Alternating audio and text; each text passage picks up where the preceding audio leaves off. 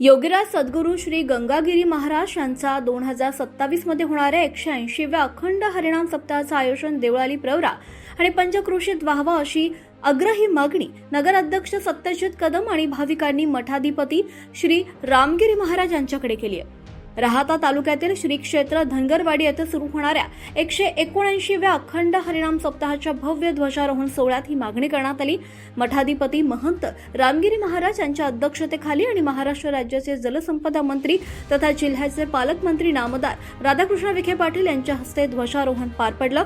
यावेळी नगराध्यक्ष सत्यजित कदम यांनी उपस्थित मठाधिपती रामगिरी महाराज आणि मान्यवरांसमोर पुढील वर्षीचा 180वा अखंड हरिनाम सप्ताह देवळाली प्रवराला देण्याची विनंती केली आहे। या मागणीला उपस्थित भाविकांनी सुद्धा पाठिंबा दर्शवलाय।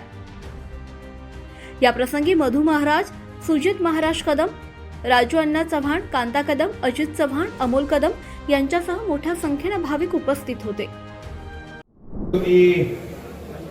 तत्कालीन मठाधिपती महंत सोमेश्वरगिरी महाराज यांच्या अधिपत्याखाली 1927 साली देवळाली प्रवराला हा सप्ताह झाला होता आणि पुढच्या वर्षी त्याला 100 वर्ष पूर्ण होत आहेत। या निमित्ताने या व्यासपीठावरून आजच्या कार्यक्रमाच्या निमित्ताने आम्ही आपल्याकडे मागणी करतो की 2027चा सप्ताह महाराज जवळपास 11 वर्ष होत आली। 2015-16 पासून आम्ही आपल्याकडे मागणी करत आलोय की आम्हाला सप्ताह मिळावा, परंतु गेल्या 5 वर्षांपासून आम्ही लावून धरले की आम्हाला सप्ताह मिळावा तो 2027चा मिळावा।